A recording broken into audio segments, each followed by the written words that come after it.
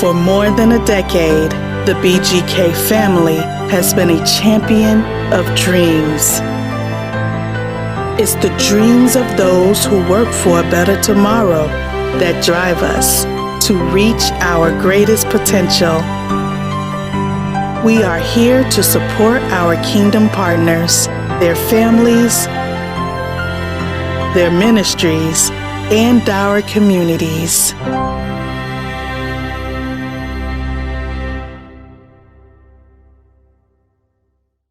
Did you know that online streaming is becoming the most powerful means of reaching a broader audience?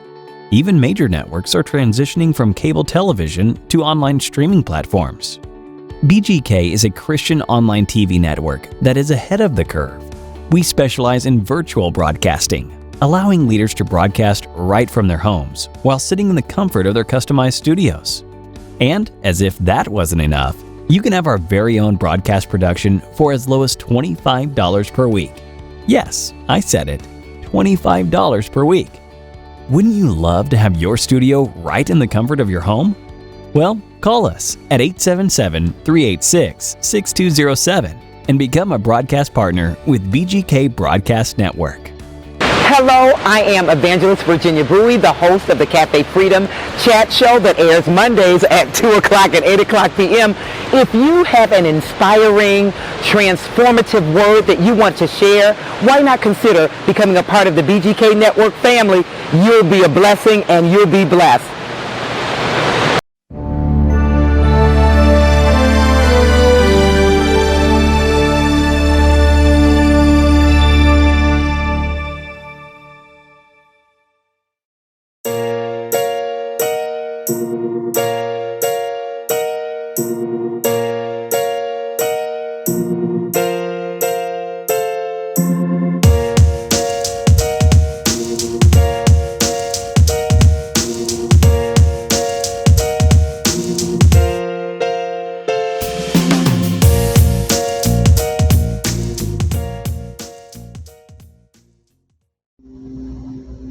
Hey everyone, this is Dr. Sonia Stinson. I am the host of Dinner Table Conversations, hosted by our partners BGK Network on the Rua channel. I am so glad, as always, that you take weekly to listen to our programs. We try to bring you programs that are uplifting, that are interesting, that are reviving, that can help you with your daily life. I'm not going to prolong your time. Listen, remember, mobile app, you can download it, connect with me at Sonia Stinson Ministries at gmail or .com. Call me at 866-200-9850 because I have another wonderful lady back in the studio with us. I thank her for joining us again. Her name is Cindy Hatchett, and I met her as we were doing some courses together. Still in some courses together.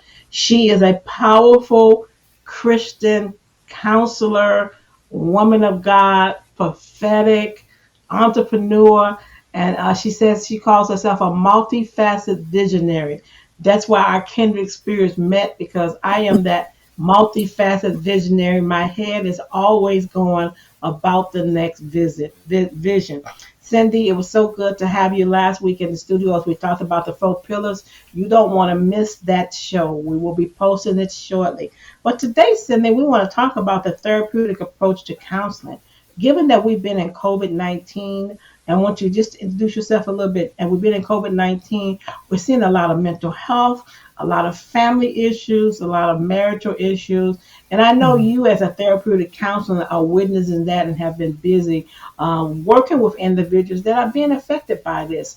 COVID-19 taught us a lot and continues to teach us a lot because many families were never in one place at one time for so long. So tell us a little bit about you and tell us how this is affecting families across the world. Right.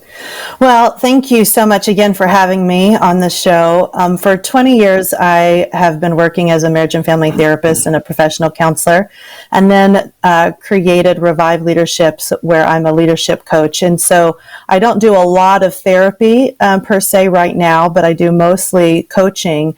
But in the coaching world, even, we do still address mindset issues and heart issues that show up especially with leaders, because they're stretched. They're balancing not only their work life, but their home life. Like many of us, we've all been impacted and affected by COVID. And so on some level, for some people, being able to be at home was a good thing because they could spend quality time with their family when they were forced to, really pay attention to the order of their priorities. But in other situations, it's been very hard as businesses were going under, as people weren't, able to meet their financial obligations and so forth. So mental health is something that's vitally important for everyone to pay attention to. And whether they need actual therapy or counseling, or even in the coaching world, again, we still address that. We may not spend time like in your history, digging up your old trauma and your wins, but we still address, every leader knows you need personal growth and development just as much as you do professional growth and development. So your mental and emotional health are super important to pay attention to. And when you're a healthy, wholehearted leader, then you're able to actually have the tools, have the coping skills, know how to do the self-care so that you're in a position where you can influence the people around you in a healthy and positive way as well. And so there's a lot of pressure for leaders to do that. Mentioned self-care, which I'm very, very close to. You mentioned mental health and how mental health does not always mean, from our culture, let's be real, from our culture, mental health was a taboo. You were crazy, you were called so it was a stigma if you went to talk to a therapist. Now, it has gotten a lot better now because I have people on my staff right now that are seeing therapists and they're my CFOs and everything. And there's nothing wrong with them, but they saw a need because of whatever they unresolved issues, they needed to see a therapist. And in this COVID-19, some have shared with me to say, I really need to do this. And I say, okay, do it. But why even still is mental health such a stigma in our community and in the communities around? If I go say I have a therapist, they say, oh, what's wrong with you? That's the first thing when you say I have a therapy appointment today, or I see a therapist once a month. Why is that? And how do we get over that stigma? And I think generally everyone needs a coach. And to me, therapists are just coaches. Okay. Yes. Yes, basically, yes. There are lots of different models out there in terms of what we can do as a therapist versus what we do in coaching. And the way that I describe the difference is for many people, coaching is present future oriented. Counseling is present past oriented. So it really depends on kind of what you're needing to deal with. That's how I assess where my clients, when they come to me, kind of where they're fitting. Are they in a place where they really need lots of support presently that may bring up some old wounds that they have unresolved? Or coaching is really about present situations, but how do we take action and moving forward in that? So either way, the reason why the stigma is there is because we don't understand that it's important to be able to be wholehearted. We need to be able to be authentically us. And we need to be able to have levels of vulnerability, which is powerful, because then that means I carry no shame and no fear. And those are the two things that entered in the garden with Adam and Eve. The minute the fall happened, those two things did not exist, fear and shame. So we still carry fear and shame. That's what drives the stigma, is that it's like we're not allowed to be weak. We're not allowed to be human. We're not allowed to be authentically us. And because there's shame there, then that's where we put on the masks and we hide and we pretend. But all that does is create bigger problems. We all know leaders who have fallen. Yes. And it's because they were not able to be vulnerable and authentic and real with themselves and the people around them when they needed help.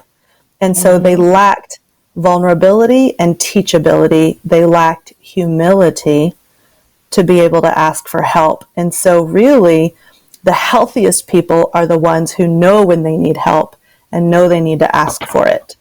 And so it shouldn't be a stigma, but unfortunately it is, because we're still very much in a mindset of, well, we got to be strong and we got to look perfect and we got to present ourselves a certain way and we have an image to uphold and all of those things. I understand there is some reality to some of that, but when you're wholehearted, you're free. You're free to be fully you with no shame and no fear. But we still have healthy boundaries. We still know how to behave appropriately in different settings. And vulnerability, I just did something on vulnerabilities in one of my trainings. Vulnerability from a leadership standpoint is something that we don't want people to see the real us, because we've been taught you got to be strong, Superman, Superwoman, and that affects our humility, that affects our artisticity, it affects everything, and it brings us to a point of shame, which, as you said earlier, leaders fall because they cannot be vulnerable. But not only can I be vulnerable, being vulnerable and knowing who to be vulnerable to is also a key to counseling and mental health. So, how do we derive or pull that out? Because at the end of the day, Cindy, you and I know we can't be vulnerable to everybody, but we do have to have a vulnerability pathway where I can be vulnerable with you. I can be vulnerable with my producers. I can be vulnerable with a number of things. But how do we define that? Well, the first thing that I would recommend is there's a powerful TED Talk by Brene Brown called The Power of Vulnerability. And she will be able to say way more than I can in the time that we have today. But I redefine vulnerability. A lot of people will hear the word vulnerability and they think weakness. They think, that, oh, if people saw the real me, they may not like me. Well, see, I don't think that's the real you. The real you is the powerful you, is the free you, is the wholehearted you. So the real you is the best version of you. It's not the other parts of you that are struggling or that may have fear and anxiety or that may have, some shame still left over. And that's what we want to deal with, is recognizing that's not the real you. The real you is the best version of you. So how can we become the best version of you without masks and faking? But there's still healthy boundaries. There's still healthy boundaries that are important. There are just going to be some people closer to you than others. Do you know that Jesus, with his 12 disciples, even had an inner three?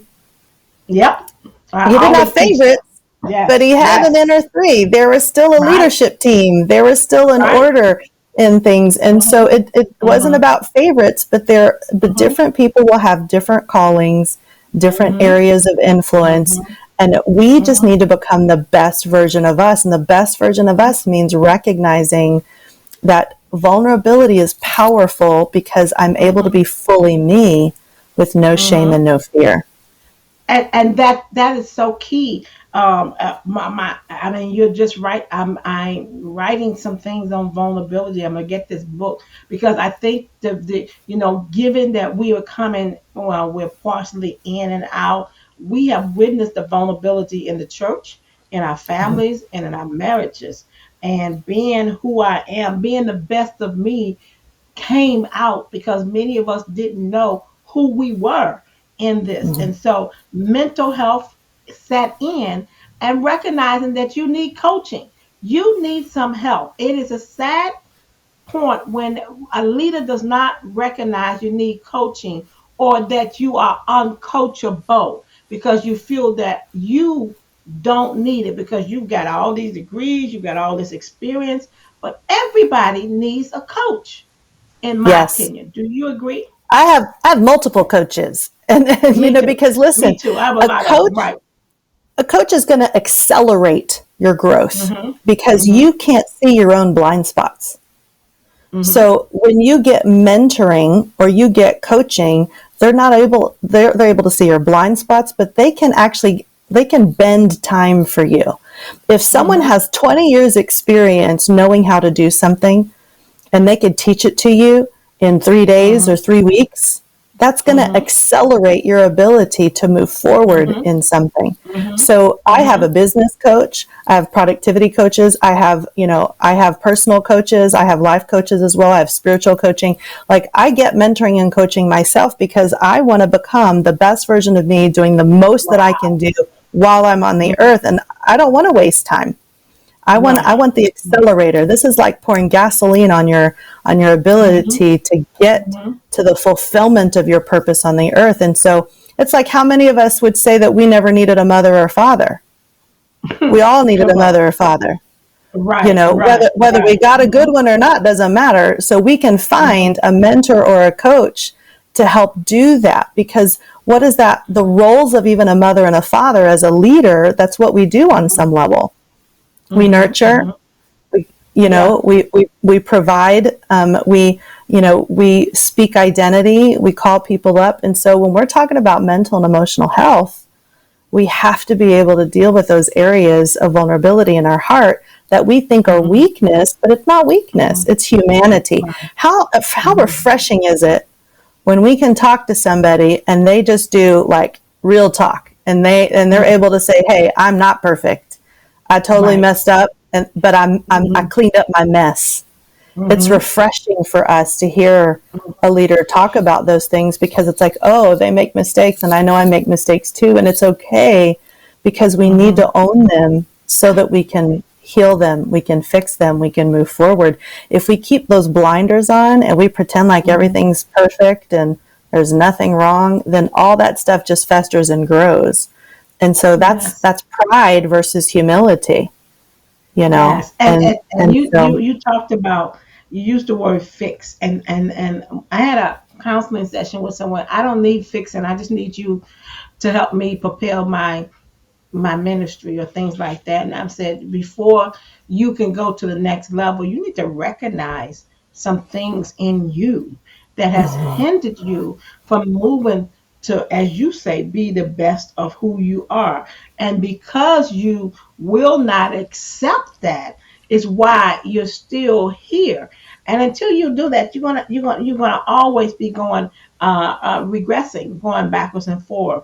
And so that is a good point there. But I want to get back to fear and shame. Why is it so important not to be fearful and not to be shameful? But you also mentioned something about self-care. I think the self-care push really got its real platform in the last 10, 15, maybe a little more years, because self-care was not something that we did, at least in our culture. I don't know, I'm just going to be real with me. The last 15, 20 years is I have recognized, okay, self-care. Now, I tell many of my people, I said, sometimes self-care for me is just saying, I am booked and I can be sitting on my couch because I need to take that downtime. And I don't have to. Self-care doesn't mean I have to be in Hawaii or Wisconsin or things like that. Self-care may means I just need to sit on my couch and do absolutely nothing. Okay. Absolutely. How would you define self-care? Self-care is recognizing your value. So I have to know that I'm a valuable person in the things that I do. That is not an arrogant statement. It is a confident one that's at rest with knowing that God has me on the earth for a purpose. And if I don't take care of me, who's going to? Right. And so my heart is my responsibility. My capacity is my responsibility. So if I don't take the time to be able to relax, to be able to rest, to feed my body well, to go and exercise, to do the things that I need to do to take care of me, who else is going to do that? And then how am I going to take care of the 1,000 other people that I influence? So I can only give away what I've got.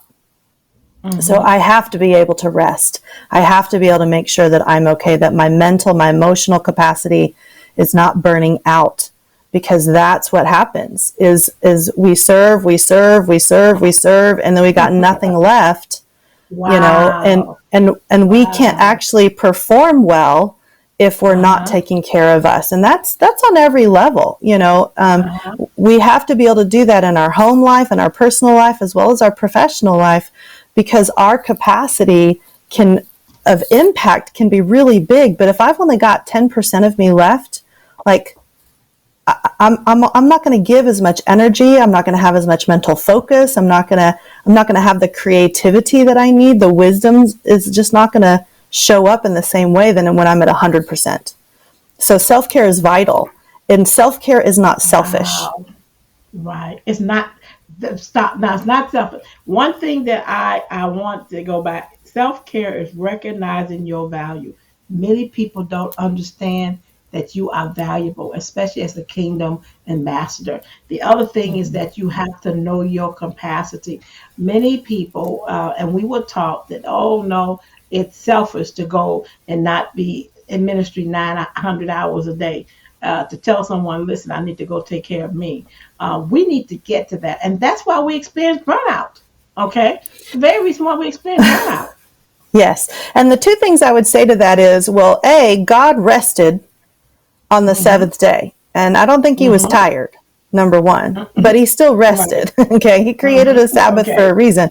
Jesus went Mm-hmm. away to the mountainside to pray on a regular basis. He got away from the crowds. Mm-hmm. He got away from the Mm-hmm. ministry to rest and Mm-hmm. reconnect to the heart of the Father. And so Mm-hmm. if he is perfect theology, he's our model, then we've got Mm-hmm. to know how to do the same and the benefit of that.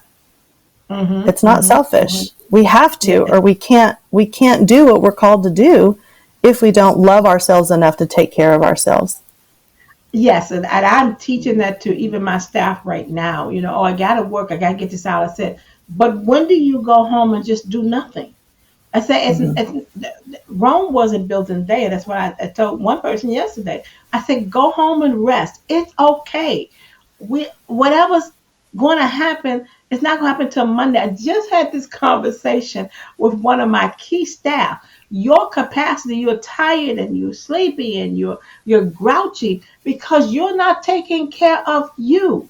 And I'm not the type of boss, as I told her, or ED or executive, to tell you go home and do something. They get bonuses or like massage envies, and right now they haven't went 6 months. I said why? I said why? I go once a month. Well, I haven't had the time. I said, what do you mean you have not had the time? I said, look at you. This is one of my, I love her dearly, but I'm telling her, I said, you're not taking care of yourself. So I think that recognizing your value and your value to the organization, as I said to her, you have to Mm-hmm. learn to rest. You're no good to me if you're tired. You're no good to me if you cannot interact with the funders and things like that. So I think recognizing your capacity and recognizing your value. You're not only valued to the organization, but you have to recognize first value yourself. That's the first thing that I'm understanding you're saying. Am I right? Yes. And the other thing that I'd say is recognizing why you're doing what you're doing. Okay. Because Mm-hmm. out of love, we would pour ourselves out, serving God and serving his people and serving our family Mm-hmm. or whatever. And so we Mm-hmm. mean well. But at the end of Mm-hmm. the day, am I trying to earn something? Am I Right. trying to earn approval or earn favor or earn grace or earn, like, are we striving for something that we already have in God? So to Mm-hmm. me, rest is not just a physical rest. It's a peace in my heart that says I Mm-hmm. already have all the love of God that I'm ever going to get. It's Mm-hmm. unconditional. I can't earn more. I can't lose it. And the same thing for when we do things, even though there may be a drive for love and service, if we don't recognize our own value, then Right. there's probably some part of us that's trying to earn something or trying to gain approval or to be good enough. We're all born with that not good enough button, Mm-hmm. and we Mm-hmm. have to fight that lie that Yes. Yes. I am good enough in the sense that God decided I was so worthy of his son that he sent him for me. He Mm-hmm. paid a very heavy price for me to live. So if I want to live as he did, then I've got to know that I am very valuable and I have to take care of me to finish well, to be able to go Wow. the distance.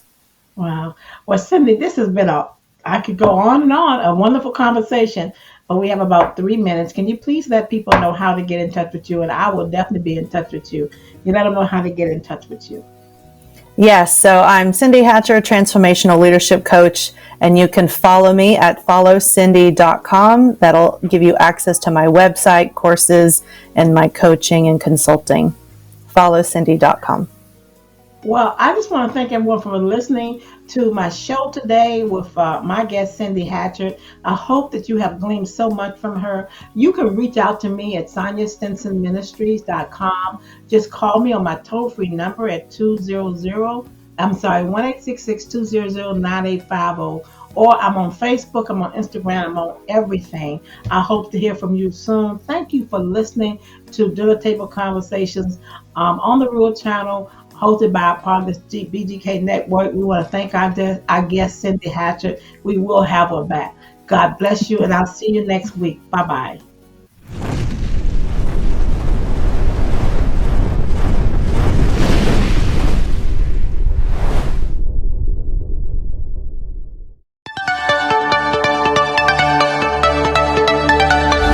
Matthew House comes from the scripture Matthew 25:35.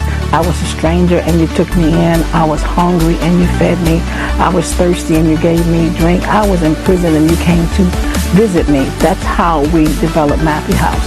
3 African American men who had the compassion and the love of people who are all veterans.